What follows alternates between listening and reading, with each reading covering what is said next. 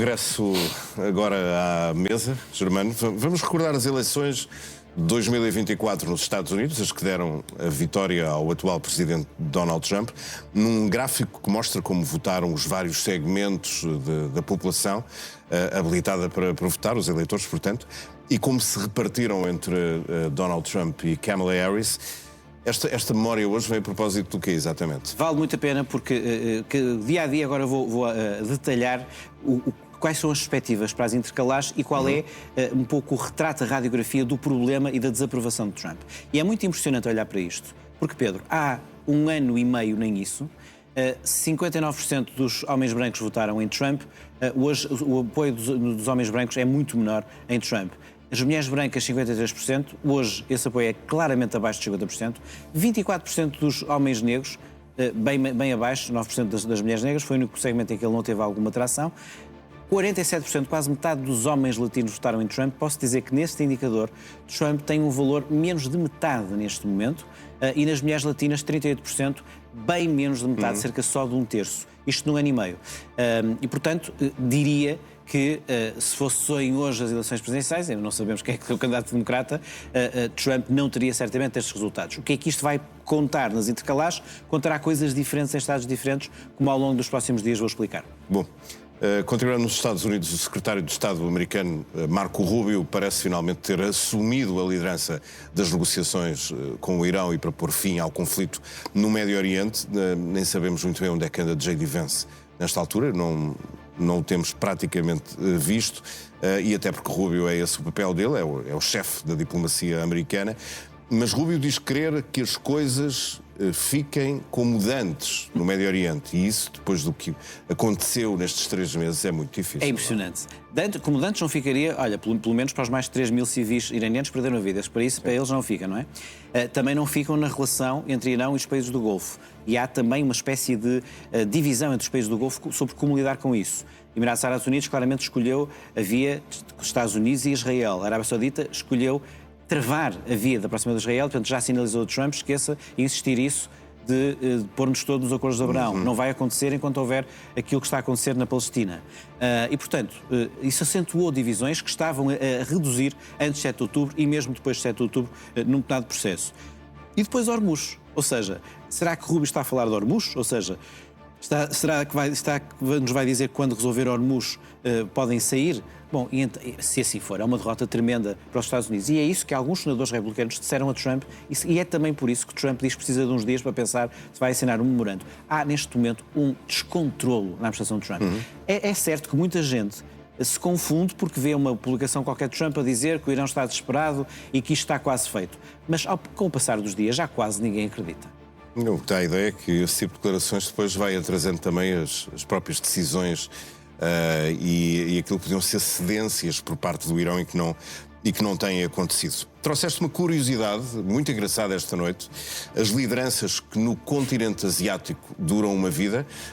É óbvio que a Rússia surge ali naquela lista com Vladimir Putin, que dividindo a sua vida política entre o cargo de presidente e de primeiro-ministro já está no Kremlin há 26 anos, mas o primeiro lugar, esse vai ser difícil, se não impossível, de destronar o sultão do Brunei. Sim, o sultão do Brunei, que são 58 anos, não é? Mas pronto, até vou pôr esse de lado, porque 56 ou 58. Até vou pôr esse lado, que isso é já... Hassan al-Bolkiah. Sim, isso é da ordem da piada e não conta muito para as grandes decisões do mundo. Putin está lá há 26 anos, Lukashenko está lá há 23, o senhor Aliyev há 22...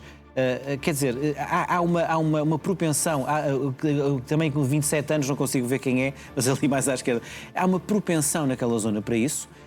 E que nos recorda que aquela zona do mundo não tem uma cultura de alternância democrática como aqui há. E sim, nós temos aqui muitos problemas, mas convém lembrar disso, ou então ver o índice de liberdade de imprensa para percebermos que essa coisa de dizer que nós estamos muito mal e que os países que estão a ter outro tipo de afirmação noutros aspectos, nós devemos lidar com eles, sim, mas devemos perceber que há uma diferença muito grande e que, do ponto de vista democrático, nós estamos muito acima. Eu sei que a percepção é que estamos a perder tudo e que está tudo muito mal. Não, estamos muito acima. Hoje trouxeste a sugestão de um livro, porque há memórias importantes, e estas são as da Segunda Guerra Mundial, de um trio de aliados improváveis, mas muito necessários para derrotarem o regime de Hitler. Sim. Tim Bovary é um grande livro, muito extenso, mas um grande livro, sobre os aliados em guerra. E esses aliados em guerra é fundamental, porque são aliados só mesmo, foram temporariamente aliados só mesmo porque tinham em comum a necessidade de derrotar Hitler, sendo que, naturalmente, no caso soviético, no início da guerra até havia um pacto germano-soviético e a mudança foi durante a guerra. Os Estados Unidos entraram em 1941 e de uma forma absolutamente decisiva. Aqui vemos Roosevelt ainda, sabemos que depois, mais tarde, ele morrendo, foi Truman, depois acabou por negociar o resto, e a verdade é que Tim Bovary explica que em momentos cruciais foi possível derrotar Hitler, mas a verdade é que as diferenças destes aliados elas foram profundas e nunca se ultrapassaram mesmo durante este tempo. Terminada a guerra e feita a paz, nas décadas seguintes, percebemos que as diferenças eram tão grandes que Estados Unidos e União Soviética desenvolveram a sua Guerra Fria. Fica essa sugestão, vai ser uma leitura demorada, mas certamente saborosa. E do livro passamos para a taxa de inflação na União Europeia, em que lugar anda Portugal? 3,3. 3,3. É preciso destacar isto porque os dados de abril mostram que Portugal teve a terceira maior subida de inflação.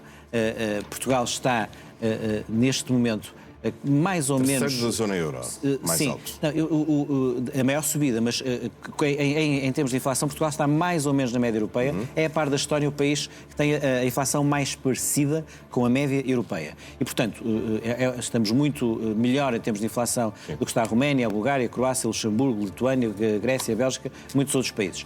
Sucede que, desde que começou a guerra, é o terceiro com a maior subida.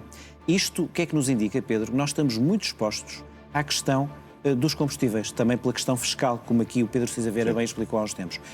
E, portanto, neste contexto, sendo que a Europa será particularmente exposta e vai pagar muito pelo tipo de crise que está a desenvolver-se com a crise energética pela questão de Hormuz, dentro da Europa, dentro de um espaço que vai ser muito exposto a isso, Portugal é dos países mais expostos. Nós temos que estar mais atentos a isso.